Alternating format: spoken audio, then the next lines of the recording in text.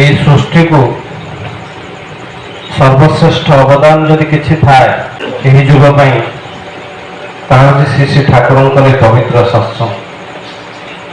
ତାଙ୍କ ପ୍ରଦତ୍ତ ହଜାର ହଜାର ପୃଷ୍ଠା ଦିବ୍ୟ ବାଣୀ, ବର୍ତ୍ତମାନ এই ଯେଉଁ ଦିବ୍ୟ ଆଚାର୍ଯ୍ୟ ପରମ୍ପରା এই ଜୀବନର ପ୍ରବାହ ଭିତରେ ଦେଇକି ମଣିଷ ଯେତେବେଳେ ବଞ୍ଚିବା ବଢ଼ିବାଟା ତା ଜୀବନରେ କଷ୍ଟସାଧ୍ୟ ହୁଏ, ସହଜ ସରଳ ହୁଏ ନା। ସେ ଈଶ୍ୱର ନିଜେ ଧରାଧାମକୁ ଆସନ୍ତି। ଆମେ ଯାହା ଶାସ୍ତ୍ର ପୁରାଣରୁ ଜାଣନ୍ତି, ଯେତେବେଳେ ସେ ଆସନ୍ତି ନର ରୂପରେ କ୍ୱଚିତ ମଣିଷ ତାଙ୍କର ସନ୍ଧାନ ପାଏ। ଯେତେବେଳେ ମଣିଷ ତାଙ୍କର ସନ୍ଧାନ ପାଏ, ତାଙ୍କର କୁଶଳ କୌଶଳୀ ଯେଉଁ ଧାରା ରହିଛି, ମଣିଷ ଯଦି ସେ ଧାରାକୁ ଅବଲମ୍ବନ କରେ ତା ଜୀବନରେ ଗୋଟେ ପରିବର୍ତ୍ତନ ଆସେ। ଯାହା ସେମାନେ ଭାଇ କହୁଥିଲେ, ଏଇ ସୁଖ ଦୁଃଖ ଉତ୍ଥାନ ପତନ ତା ଭିତରେ ବଞ୍ଚିବାର ଗୋଟେ ରାହା ପାଏ।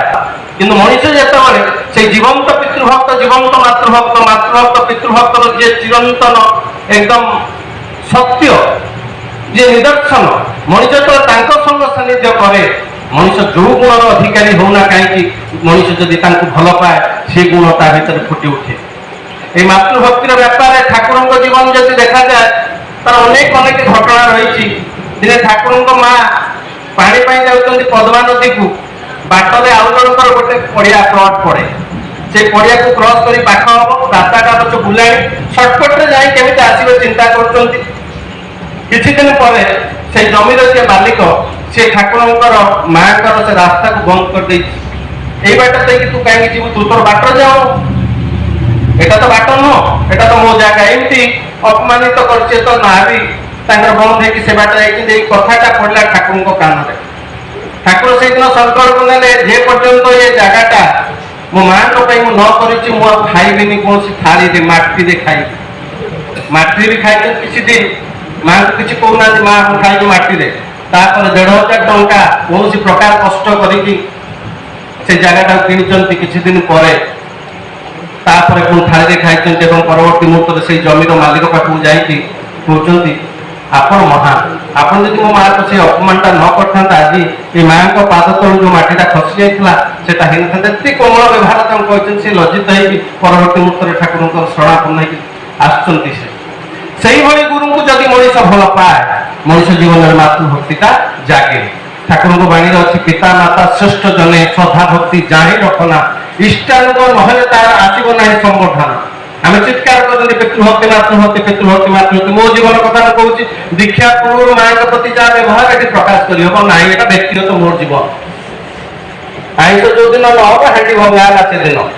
ପଇସା ଯଦି ଯୋଉଦିନ ଖର୍ଚ୍ଚ ପାଇଁ ମା ଦବ, କବାଟ ଫବାଟ ବାଡ଼ା ହବ, ଅନେକ ପ୍ରକାର ଯନ୍ତ୍ରଣା। ସତ୍ସଙ୍ଗ ଆସିଲା ପରେ ଯେତେବେଳେ ଠାକୁରଙ୍କର ଏଇ ମହାନ ଜୀବନ ପିତୃଭକ୍ତି ମାତୃଭକ୍ତିର କଥା, ଗୋଡ଼ କଟିଗଲେ, ସ୍କୁଲ ଯାଉନଥିଲେ, ମା କହିଲେ ତୋ ଗୋଡ଼ କିଛି ହେଇନି, ଯା ସ୍କୁଲ ଗଲେ।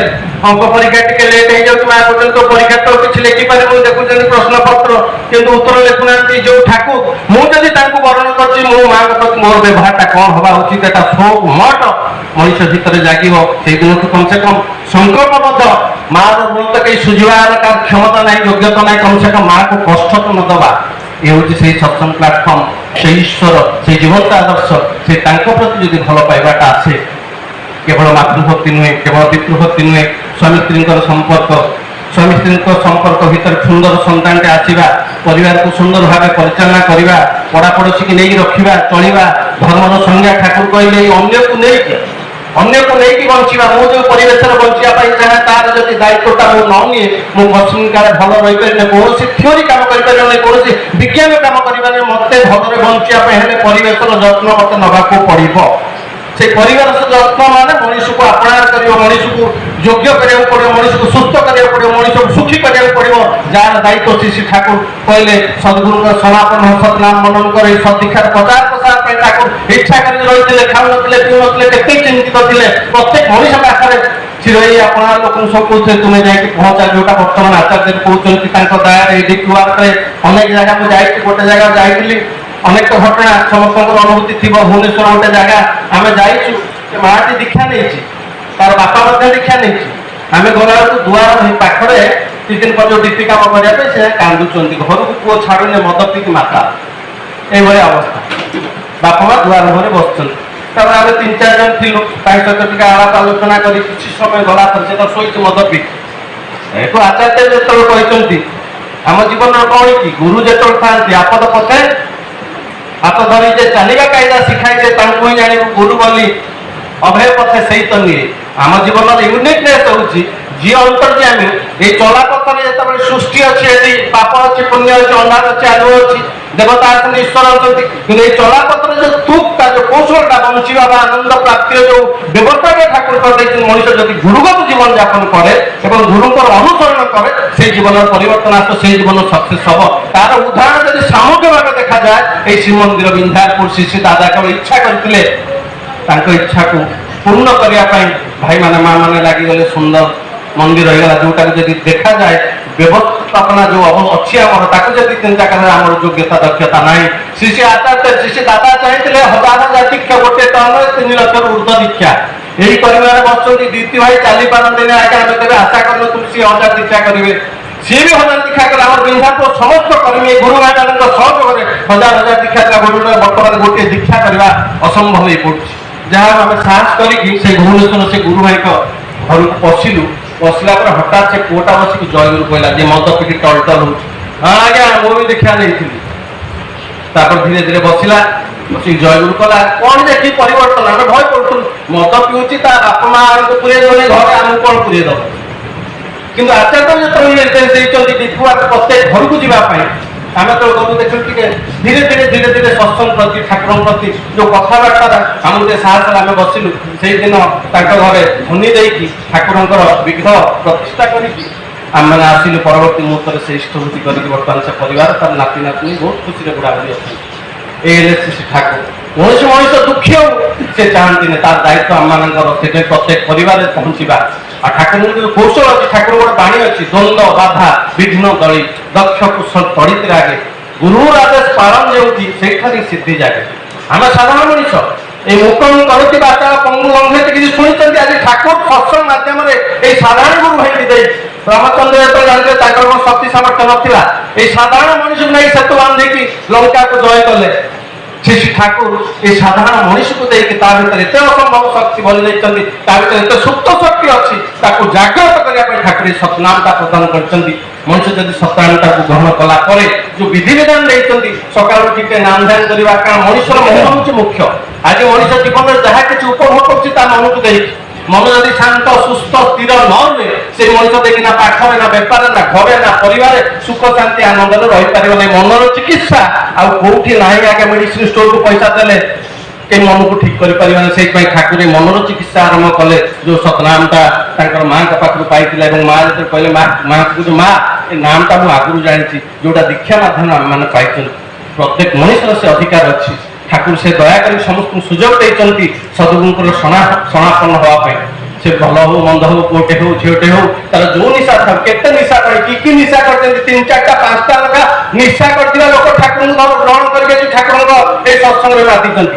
ବନ୍ଧୁକ ଧରିକି ମର୍ଡର କରିଥିବା ଲୋକ ଆଜି ଠାକୁରଙ୍କ ସତ୍ସଙ୍ଗ ଠାକୁର ଦୟା କରିକି ତାଙ୍କ ଜୀବନର ପରିବର୍ତ୍ତନ କରିଦେଇଛନ୍ତି। ସତ୍ସଙ୍ଗ ଆମର ମତ ହେଲା ଆଉ କିବା ନିଶା ଆମ ମଣିଷ କେତେ ଖରାପ ହେଇପାରେ ସେ ହେଲେ ସେଇ ପ୍ରିୟ ପରମ ସମସ୍ତଙ୍କୁ ଆପଣାର କରିକି ଚିରଜୀବନ ଏ ବିବେକାନନ୍ଦ କହୁଛନ୍ତି ଜୀବନ ଯୋଉ ଆମର ଜନ୍ମ ମୃତ୍ୟୁ ଆସିଛି ଆମର କର୍ମଟା ଯେମିତି এই ସତ୍ତା ଶରୀର ମନ ଆତ୍ମାକୁ ନେଇକି ଆମ ଜୀବନ ଆମର ଚିନ୍ତା କର୍ମ ବାକ୍ୟର ସମନ୍ୱୟ ହେଉଛି ଆମ ଜୀବନ।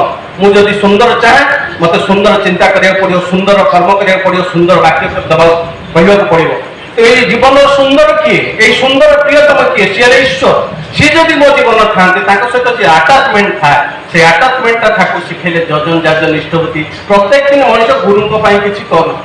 ଅନେକ ବାପା ମା ଅନେକ ପ୍ରଶାସନ ଅନେକ ନୀତି ଯାହାକୁ ସଜାଡ଼ି ପାରେ ନା ଠାକୁରଙ୍କର କୌଶଳ ଯଦି ମଣିଷ ଥରେ ଟିକେ ବିଶ୍ୱାସ କରି ଆମେ ହ୍ୱାଟ୍ସଆପ୍ ବ୍ୟବହାର କରୁଛେ বিভিন্ন আপ ব্যবহার করছে তার মেকানিজম কাহাকে জনা নাই আগে লক্ষেরু মানে 99,000 লোককে জনা নাই কিন্তু আমি ইউজ করছে বিশ্বাসের ভরসার কেতবেলে কিয়ে হ্যাক হব কার কোন অ্যাকাউন্ট ফ্যাকাউন্ট আমি জানি না যে ফোন পে ব্যবহার করছে হোয়াটসঅ্যাপ ব্যবহার করছে ঠিক সেইভাবে ঈশ্বরকে যদি মଣିষ থরে বিশ্বাস করিকি চালে আর তাকে টেস্ট করিয়া প্রয়োজন নাই সে যে পুরুষোত্তম সে যে গুরু সে যে ভগবান তার প্রয়োজনই নাই কারণ পঞ্চম পিঢ়ি বর্তমানে ঠাকুরଙ୍କୁ ନେଇ ଚାଲିଛନ୍ତି। ମୁଁ ଦେଖୁଥିଲି ଯାହାଙ୍କୁ ଦୀକ୍ଷା ଦେଇଥିବା ଲୋକଙ୍କୁ ଲୋକ ଘୃଣା କରୁଥିଲେ ତାଙ୍କୁ ଅନ୍ତରାଳରେ ରଖୁଥିଲେ ସେଇ ପରିବାର ବର୍ତ୍ତମାନ ଏଷ୍ଟାବ୍ଲିଶ ତାଙ୍କର ପିଲାମାନେ ଏଷ୍ଟାବ୍ଲିଶ ଆଉ ପ୍ରମାଣ ଦରକାର दरकार नहीं 3 पीढ़ी 4 पीढ़ी है ठाकुर को धरी ठाकुर ब्रत नहीं बहुत शांति अच्छा आनंद अच्छा सुस्थ अच्छा से देखिए समाज अनेक मंगल भी होती आज परीक्षार समय ना से मेकानिजम जानवर प्रयोजन ना एकमात्र विश्वास नहीं कि मनीष थे अपनार करके भल पाई चले जीवन जिते प्रकार समस्या अच्छी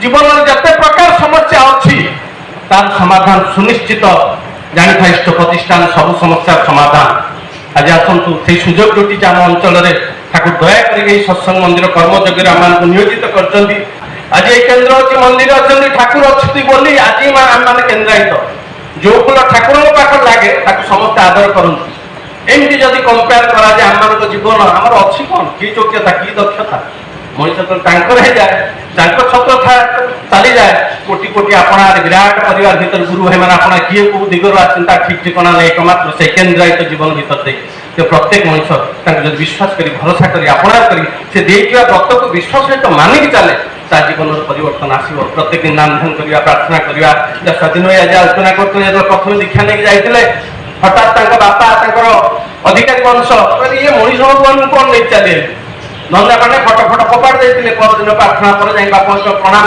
कर बापा कहते ये कौन लाज लगे मो जीवन से जेहेतु गुरुदेव कहते प्रत्येक दिन प्रणाम कर कर्तव्य मोर बापा माँ धीरे धीरे धीरे धीरे रंग लगे प्राक्ट करा प्रत्येक दिन बासन बाजिले चकचक करे आम जीवन प्रत्येक दिन ठाकुर जहाँ देखते गुरु जीवन सहज सरल मनीष करें प्राक्ट करें तो देखो जीवन जो हाथ रेखा जाए भाग्य रेखा परिवर्तन हो आश्वासना ठाकुर देते समस्त इष्टमय जीवन कामना करें आपण उपस्थित समस्त मंगलमय जीवन कामना कर आलोचना विराम जय गुरु।